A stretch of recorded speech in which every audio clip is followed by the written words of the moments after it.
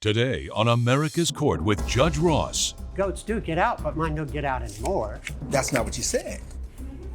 You said my goats don't escape. Yes, sir. And she's saying, yes, they do. In my courtroom, it's about equity and fairness. You want him to pay $628. Yes, Your Honor. All right, knock my socks off. Justice should be more than just some foreign concept.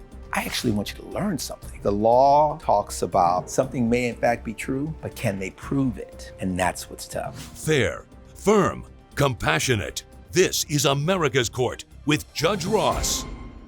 Kara Smile claims her neighbor's goats chewed off the foot of her nativity scene's baby Jesus and says it's not the first time the goats have caused damage. Ms. Smile is suing Jesse Barbary in the amount of $225. All rise. Remain standing and come to order. This court is now in session. The Honorable Judge Kevin Ross presiding. Ladies and gentlemen, you may be seated. All parties been sworn, Your Honor. Thank you, Deputy Thomas. You are suing Miss Smile because your nativity scene was destroyed. Yes, sir. You believe Mr. Barbary is responsible for that. His goats, anyway. His goats. Let's talk about those goats. What's the story here? Well, his goats had gotten out one time before, and at that time, they ate one of my angel's tinsel halos. All right, well, let me go to Mr. Barbary. Sir, you own goats. Yes, sir, I do. How many goats do you own? I have 8, sir, in a herd. How long have you had these goats, sir? Oh, about 5 years, Your Honor. 5 years. There has been an occasion where your goats have gotten out of the confines that you have put them in and caused damage to Miss Smile's property. Well, yes, sir, once 3 years ago. Okay, so because I distinctly remember you saying in your response, my goats don't escape. Well, yes, sir, goats do get out, but mine don't get out anymore. That's not what you said. You said my goats don't escape. Yes, sir.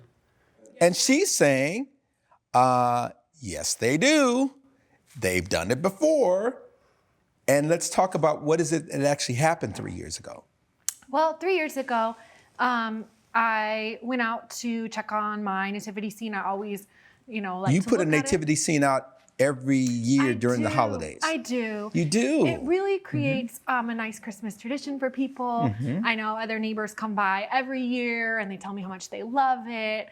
I even set up spotlights in the yard that shine down on the nativity scene, and I have a star on my second story window. And of course, the most important part, baby Jesus in the middle. And he looks like a real baby, which was so important to me for people to see. You mean it's the size of an actual baby? Yeah, size of an actual baby. And I mean, I can show the. Yes, I I'd have like to see actual baby picture Jesus. Of it. I bet you do. Yeah. Don't we all want to see baby Jesus in our lives at some point? We huh? do need to. This first picture I'm looking at is the property.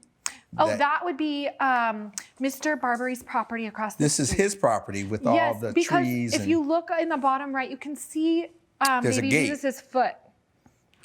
I'm sorry, you can see what? Baby Jesus' foot. Okay. Because That's the foot. Oh, you're saying that's the foot there in the picture.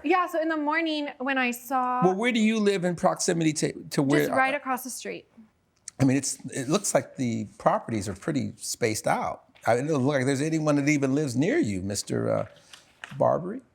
Yes, sir, Your Honor, I have an exhibit to I'll show. take a look. And then you also have this picture. Is this the baby Jesus? Yes, it is. Okay, interesting. He's so good. All right, you got the baby Jesus here, and okay, I'm looking at this aerial view, and there's a circle in green, and then there's an area seemingly in purple. Yes, sir, Your Honor. May I The explain? area within the purple reflects what? Yes, sir, Your Honor. The purple is my residence. Yes. The green is an agricultural residence. I mean, the agricultural area across from her house. Oh, okay. That area enclosed within the green circle, those are just big pieces of land. Yes, sir. That's a variety of Because different agricultural. other than that green area, everything else looks more residential. Is that how it works? But this area was designated as agricultural. Yes, sir, it is. So on either side of you you've got people that are just residing in the area. Yes. Is that how it works? Yes, sir. And your property's on a corner. Yes, sir. Are the other properties within that green circle, do those individuals also have livestock, including goats? Yes, sir. I'm not the only goat guy in the neighborhood. There's two others here. So to the right of your property, does that person have goats? No, sir, but one more plot over. The ones that are blue, that's Bob Teague's ranch. Okay. That property is 1, 2, 3, 4, 5, 6. That's 7 houses away from Miss Smiles' house, as opposed to your property is directly across the street. Yes, sir. And you're saying the goats from the blue property that are 7 houses down just hustled on down to this house to check out this baby Jesus, bite the foot off, drop it at your property, and then carry it on back on 7 houses further down. It's possible.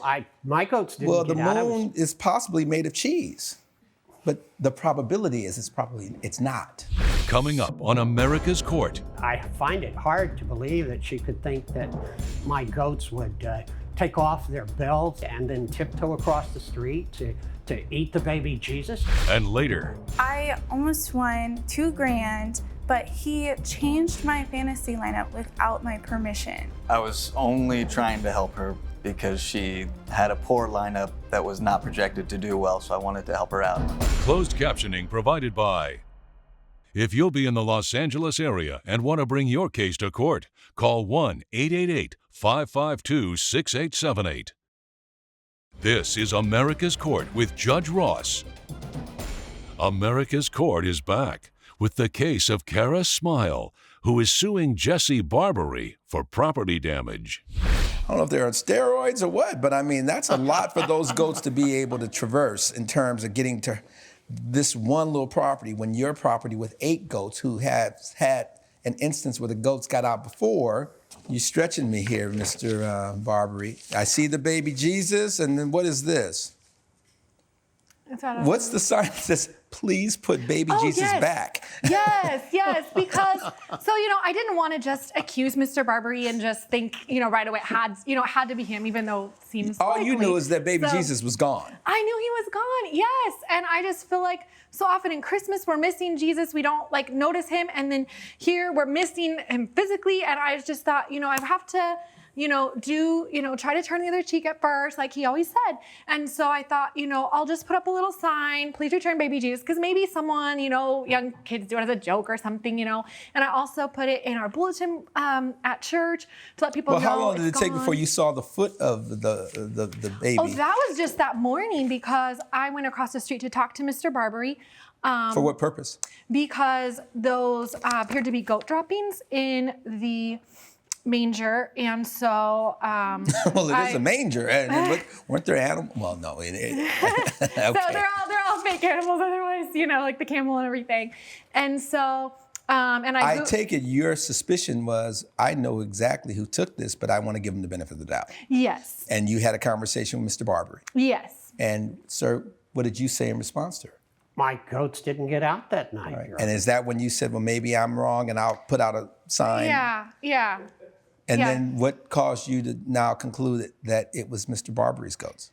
Because nobody else came forward, and just thinking again about how his goats did get out the previous year, and I thought, likelihood that it is his goats is the highest thing that I know of. I've talked to the neighbors next door. So we've got goat droppings. Mm-hmm. We've got the foot of this baby Jesus in close proximity to your land where your goats are, and you have a previous occasion where your goats got out and went over to the nativity scene and caused damage. Yes, sir, Your Honor. But anything you want to say in your defense? Yes, sir, Your Honor. When I got up that morning, my goats were in the fence in my backyard. I find it hard to believe that she could think that my goats would take off their bells and chloroform my dog Sadie and then tiptoe across the street to eat the baby Jesus and drop a foot on the way back and then find their way back into my property. Where was Sadie 3 years ago when they got out? Well, that was when there was a hole in the fence, which... Where was Sadie? Has been fixed. Well, Sadie was, I don't know where she Sadie was there, and I'm sure those bells were still around those goats. Yes, they were. Did you pay her for, and what was it that you said was actually destroyed 3 years ago, Miss Smile? 3 years ago, it was the Angels tinsel halo. Okay, and you had angels and you had tinsel wings on them or something? The little tinsel. Oh, the halo up here. I'm sorry. Yeah. And what did they do? They nibbled at it, or? Well, it was basically for the most part eaten, and there were some like teeth marks on it, and it was just a little bit was left. All right. Did you compensate her for that damage? She didn't ask me to compensate her for Okay, it, but all right. I did fix the fence, and I found the goats before they got anything else. I heard their bells, and I went and got the goats back in my backyard before they got to anything else. Okay. It was just a matter of minutes. All right. Anything else? Just that, I would just want to turn the other cheek normally. But for me, this is about justice, not just for myself, but for all the families who come to see it every year. And also just to And you honor had God. to pay some money to get that life-size Exactly. baby. I get it. So I just want to be reimbursed. Well, here's what it comes down to. Based on the evidence and the testimony before this court, when you're in small claims, the standard of proof is preponderance of the evidence. And the preponderance of the evidence standard, as I've talked about here before, it's not 100% certainty.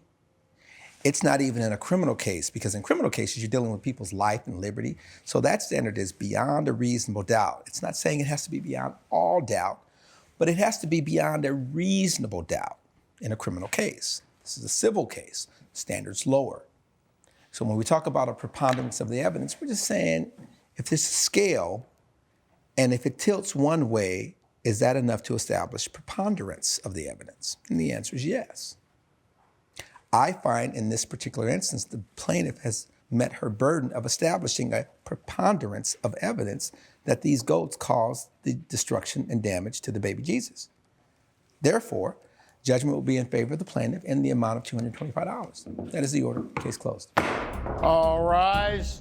Judge Ross has ruled in favor of the plaintiff.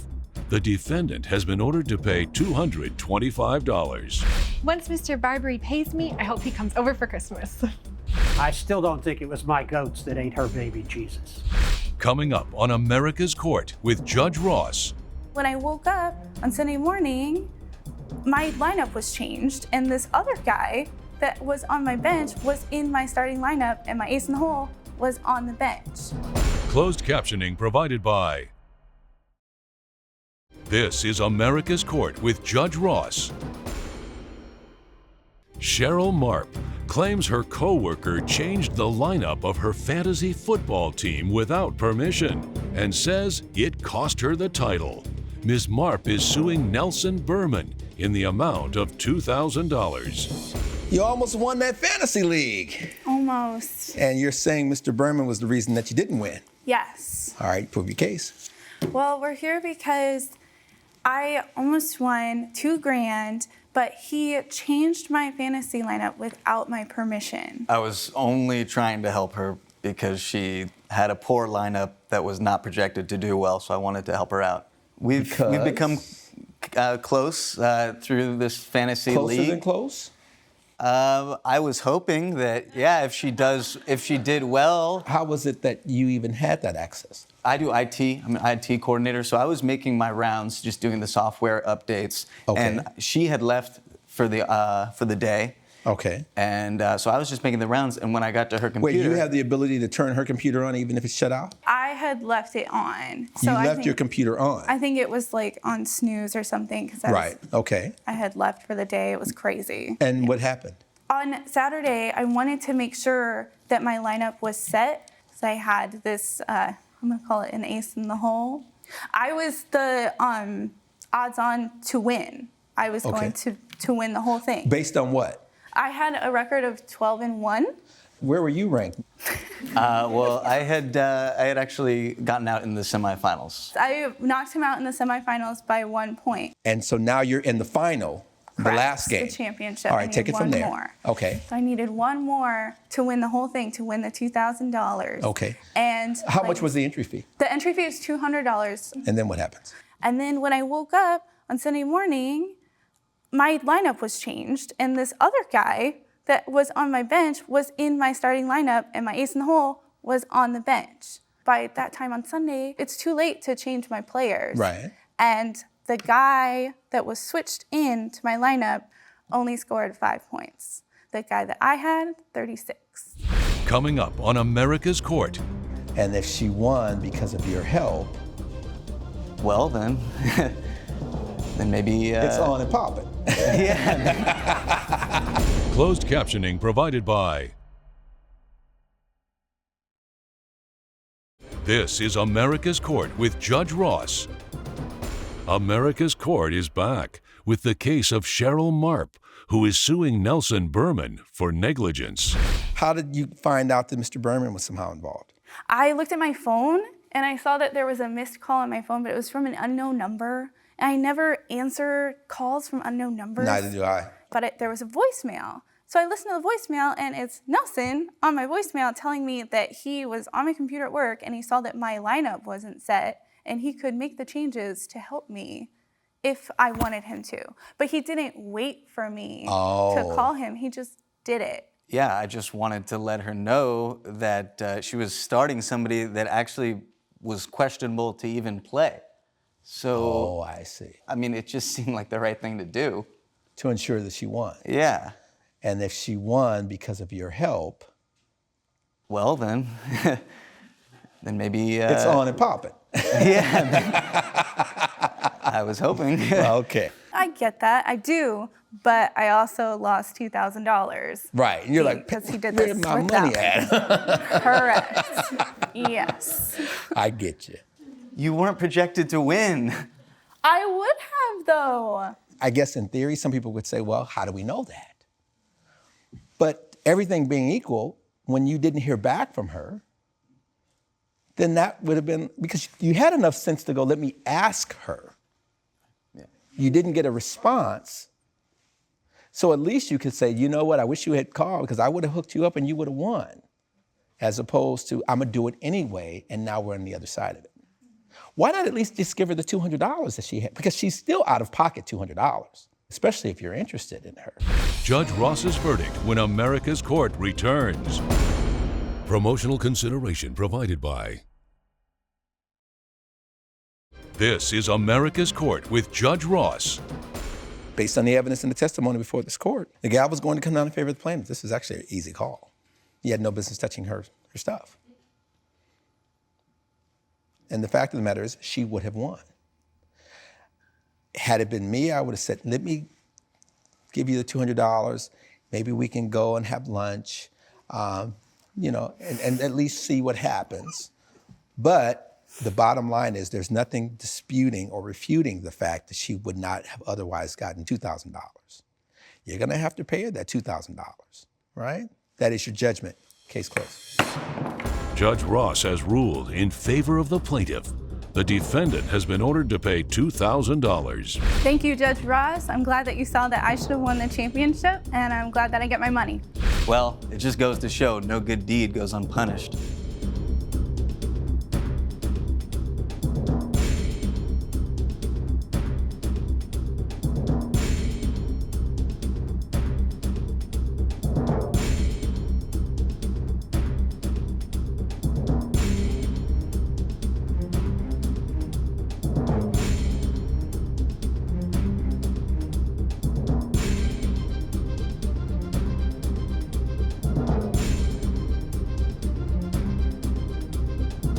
Follow America's Court on Facebook and Twitter. This has been a production of Entertainment Studios.